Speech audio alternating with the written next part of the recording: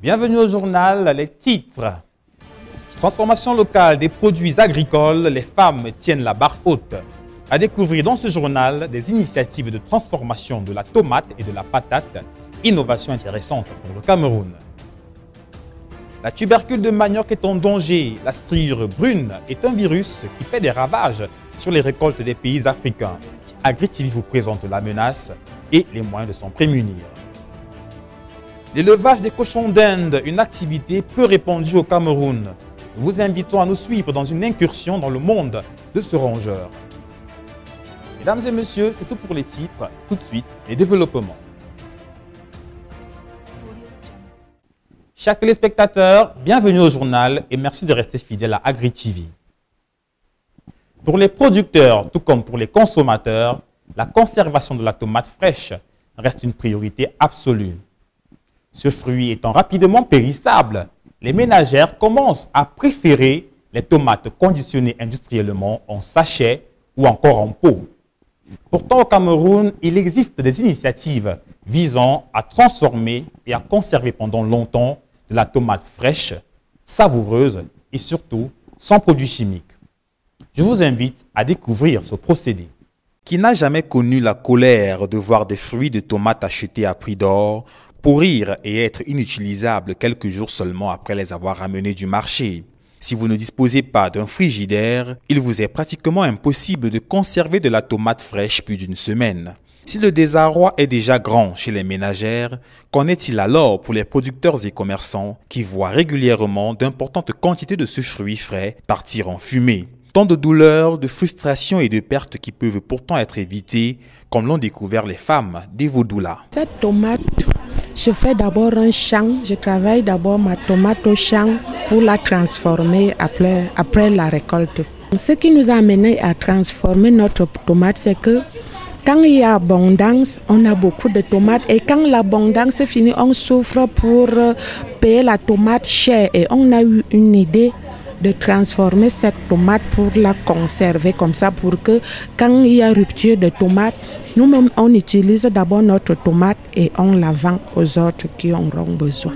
Ces bouteilles de tomates concentrées sont le résultat du labeur des femmes vaillantes. Regroupées sous la dénomination GIC Solidarité de Minworo et Vaudoula Lekié, ces dames ont trouvé le moyen de lutter contre les importantes pertes post-récolte qu'elles rencontraient régulièrement dans leurs plantations de tomates. Ces différents conditionnements offrent aujourd'hui une alternative aux tomates industrielles, surtout que le procédé de préparation, simple et bien huilé, garantit un résultat sain et surtout exempt de produits chimiques. Après la récolte, j'amène ma tomate à la maison, je la lave très bien, j'enlève les déchets, après je mets au feu, après le feu, je sèche un peu, après j'écrase à la machine pour enlever les déchets. Après l'enlèvement des déchets, je tamise un peu, je mets dans les bouteilles pour mettre encore au feu pour la cuisson. Et cette tomate, je la garde pendant 1 an. À l'ombre, on ne la met pas au frais. Une technique simple et applicable par tous, un produit bio ayant une longue durée de conservation. Comment ne pas reconnaître, apprécier et encourager le génie de ces dames? Malheureusement, il n'y a pas encore de véritable marché pour ces conserves de tomates bio. Pourtant, l'offre est bel et bien présente. Je suis venue chercher les partenaires pour que je fasse beaucoup parce que je suis à mesure de livrer ça comme il faut. Si j'ai un preneur. Ce qui me fait faire un peu comme ça, c'est le manque de preneurs, manque de marché. Bien évidemment, lorsqu'on envisage une production de masse, il faut s'attendre à faire face à des difficultés. Et dans le cas de la transformation de la tomate, même si elle reste artisanale, les embûches sont nombreuses. Dans la production d'abord, tu sais que l'homme paysan a besoin du matériel d'abord, du matériel pour travailler au champ.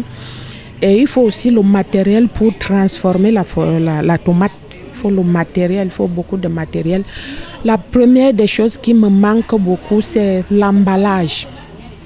J'ai besoin de l'emballage parce que tout le monde n'est pas au même niveau. Il faut faire les tomates, les tomates de 100 francs, 200 et 500.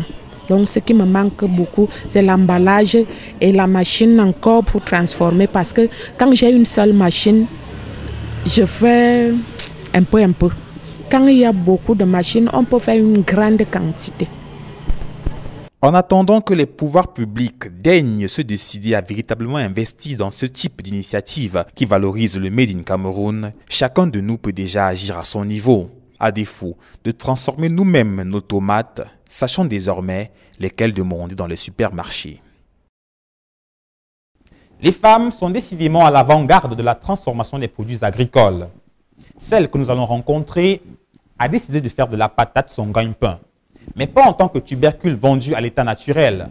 En effet, elle le distille pour en obtenir un whisky, une liqueur qui est très appréciée des consommateurs. Regardons. D'abord, actuellement, je suis en train de présenter mon innovation.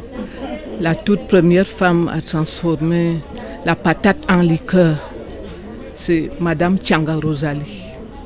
Une présentation pétillante, passionnée et haute en couleur pour une activité tout aussi particulière. La liqueur de patate ne court pas les rues et pour cause. La distillation de cette tubercule n'en est encore qu'à sa phase expérimentale. C'est donc surprenant de découvrir cette application, d'autant plus que c'est une femme qui s'y colle. On comprend cependant pourquoi les premières choses qui sont mises en exergue, ce sont les nombreuses vertus de cette liqueur, esprit maternel oblige. Les liqueurs là, il y a d'abord, c'est apéritif, c'est un bon digestif. Au niveau de la gorge, si vous avez un problème de toux, ça vous efface tout ça. La gorge enrousée, non. Le liqueur dépasse tout ça. La patate douce est une plante facile à cultiver qui s'adapte à tous les sols et les climats même les plus arides. Parfois considérée comme une plante invasive, elle est pourtant d'une grande productivité. La culture de la patate ne paraît pourtant pas très rentable dans le contexte camerounais où elle se limite encore à la subsistance et ce malgré le fait qu'elle est moins coûteuse que les autres.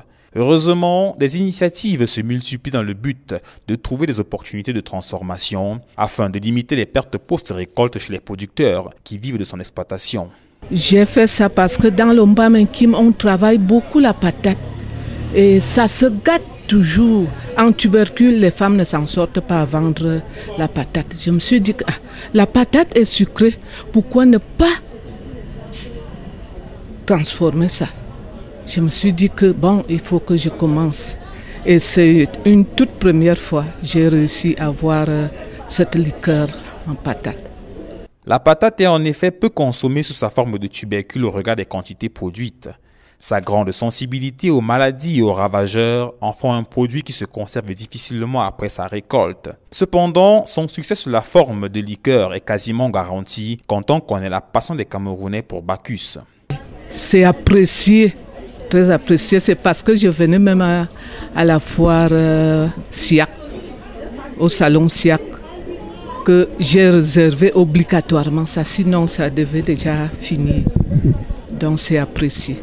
Sous d'autres cieux, le potentiel de la patate est pleinement exploité. Il serait temps qu'au Cameroun, on se mette également à la page. Ceci est une autre occasion pour les pouvoirs publics de promouvoir le Made in Cameroun et surtout le génie camerounais, encore que les bénéfices sont nombreux dans la chaîne de valeur. Si le gouvernement peut prendre ça en compte, transformer la patate sur place, mettre ça, rendre ça en liqueur sur place, ça serait bon. Notre économie va avancer. Et c'est tout le monde qui trouvera son compte à son niveau. Celui qui laboure le sol trouvera son compte. Celui qui cherche les semences pour planter trouvera son compte. Alors le Cameroun va avancer. En définitive, c'est le Cameroun qui gagne et cela à tous les niveaux.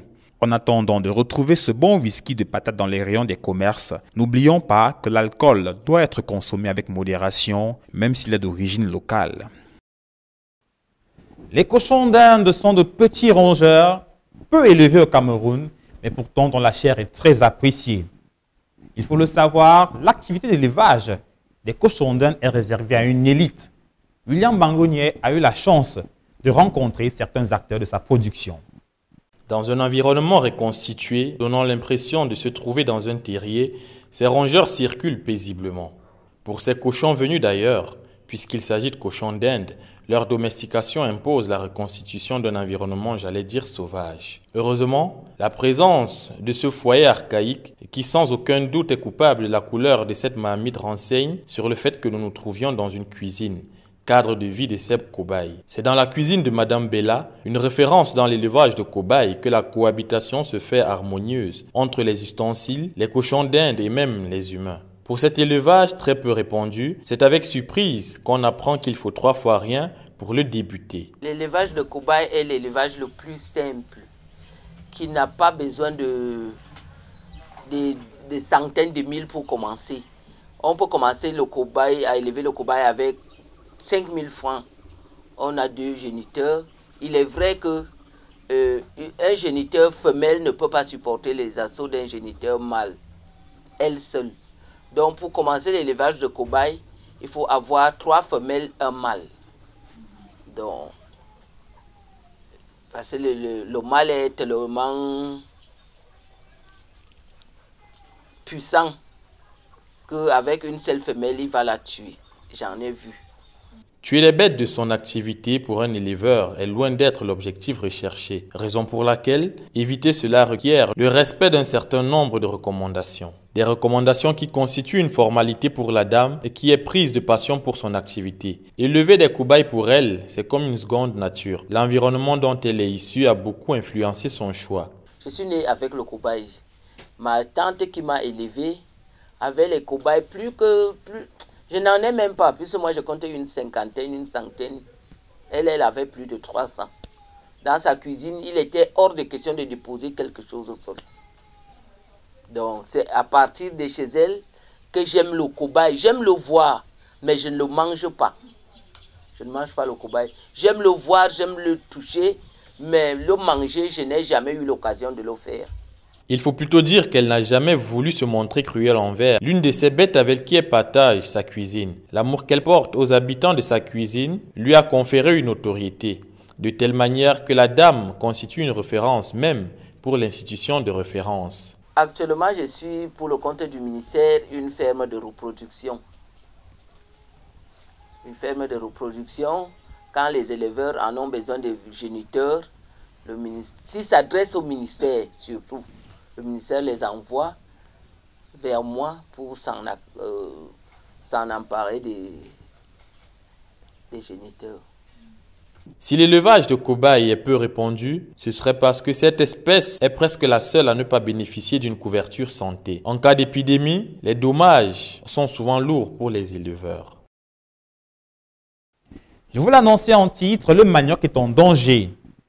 La striure brune est un virus qui attaque la tubercule de manioc et qui, dans certains pays africains, a déjà causé des ravages sur les récoltes.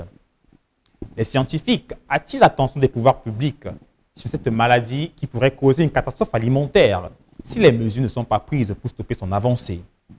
Qu'est-ce que la striure brune et comment protéger vos récoltes? Joalifone nous en dit plus. Pour y arriver, il faut le transformer sous forme de manioc sec ou d'amidon, car le manioc brut contient beaucoup d'eau et est donc très périssable. Mais transformé, il y a un vrai marché à développer. La filière est de plus en plus pilotée par les transformateurs post-récolte pour l'approvisionnement des industries agroalimentaires, comme par exemple la fabrication du bioéthanol. Ces nouveaux débouchés sont source de revenus supplémentaires pour les agriculteurs, mais aussi pour les économies des pays du continent. L'Afrique, y compris le Cameroun, constitue plus de 56% de la production mondiale, encore peu active sur le marché international. Mais le continent noir pourrait devenir un acteur important de ces filières dans les années à venir s'il parvient à développer la transformation. Certains pays du continent, à l'instar du Ghana, a mis sur pied une unité d'éthanol à base de manioc, ce qui permet de réduire considérablement les 60 millions de litres d'éthanol que ce pays importe actuellement par an. Une expérience incitative qui devrait interpeller les autres pays à en faire autant en lui emboîtant le pas dans cette démarche transformationnelle à base de dérivés de manioc. Il serait donc judicieux de diriger les recherches davantage vers cette vision économique pour le développement de ce pan des racines et tubercules. Mais la grosse problématique ici réside dans la capacité de booster la productivité de ce tubercule en quantité industrielle afin de fournir la chaîne de transformation de valeur, source de création d'emplois directs et indirects, par ricochet, facteur de réduction du chômage et de la pauvreté, véritable cancer social dans les pays du Sud, notamment ceux de l'Afrique subsaharienne. Nous restons toujours avec le manioc, mais cette fois pour aborder l'aspect de ses dérivés. Ce qu'il faut savoir, c'est que le marché du manioc à l'exportation offre de nombreux avantages et de nombreuses facilités qui ne sont pas encore explorées au Cameroun. Pourquoi cela? Joël Efon nous apporte des réponses. D'après les chercheurs, la menace est à prendre au sérieux car elle pourrait provoquer des pertes de rendement des cultures à près de 90%. Mais la strie de manioc est un virus qui attaque ce tubercule. Cette maladie n'est pas nouvelle, car son existence sur le continent africain date des années 20 et 30, notamment en Ouganda. Depuis une vingtaine d'années, des souches plus virulentes de la maladie sont apparues au Mozambique et se diffusent progressivement sur l'ensemble du continent. Et la propagation du virus est due à une facile circulation du matériel végétal d'un pays à un autre. Le Cameroun et le Nigeria sont atteints. L'alerte est donnée par les chercheurs agronomes dont l'objectif vise à mobiliser les financements pour la recherche dans l'optique de combattre ce virus. Mais pour se protéger de cette maladie, il faudrait trouver des variétés résistantes. Cependant, cette plante est un aliment de base pour près de 800 millions de personnes dans le monde, dont près de 500 millions d'Africains. Cela explique donc la sonnette d'alarme que tirent les spécialistes de ce domaine pour que les financements soient dirigés vers la recherche, car l'Afrique pourrait devenir un acteur important de cette filière dans les décennies à venir si elle parvient à le transformer sur le sol du continent noir. Connaissez-vous le métier d'oiselier? Il s'agit d'un homme dont le travail consiste à élever et vendre des oiseaux. Une activité peu répandue encore à Yaoundé, mais heureusement, William Bangonier en a rencontré un. Il tient justement un élevage au marché Mvogada. Je vous invite à le découvrir. Moi, c'est M. Mogo Patrice. Je fais dans l'élevage et je suis oiselier. Tout acteur de l'élevage dont la particularité est de produire et vendre des oiseaux. C'est cela un oiselier. Dans ce métier qui offre un vaste champ de variétés d'oiseaux, avec Patrice l'oiselier, nous allons nous attarder sur deux variétés qui font partie de l'élite des oiseaux de la basse-cour. Il s'agit de caille et de dindon. Pour les premiers, il s'agit d'oiseaux de petite taille qui font la joie de cet éleveur. En effet, il est difficile de trouver des cailles dans la ville de Yaoundé. Si celles-ci n'aiguisent pas tellement les appétits des fins gourmets, c'est parce que leur valeur se trouve ailleurs. Les cailles sont des oiseaux, c'est des tout petits oiseaux qui pondent régulièrement des œufs, mais les gens les élèvent surtout pour leurs œufs. Leurs œufs sont très bien pour la santé. Si la caille n'aiguise pas les appétits de par sa taille, le dindon lui offre de quoi satisfaire les papilles gustatives. Dans la caverne avicole de ce monsieur, le dindon ne donne pas l'impression d'être bête, comme on le dit souvent, même s'il reste une bête. Là où la caille fait la joie de l'éleveur, le dindon lui fait les beaux jours. Il faut en effet débourser entre 15 000 et 35 000 pour un seul de ces oiseaux. Le grand intérêt attribué à cet oiseau fait en sorte que sa reproduction, lorsqu'elle est difficile par les voies naturelles, un coup de pouce lui soit donné. Vous pouvez trouver les dindons chez les éleveurs. Comme moi, j'élève les dindons. Donc, quand j'ai les dindons, ça pond, ça couvre, ça fait éclore. Et j'ai régulièrement les petits. Bon, dans le cas où ça ne couvre pas, je mets les œufs dans l'appareil, dans la couveuse. Et après 28 jours, ça donne les dindonneaux. Oui, je les élève et je les remets sur le marché.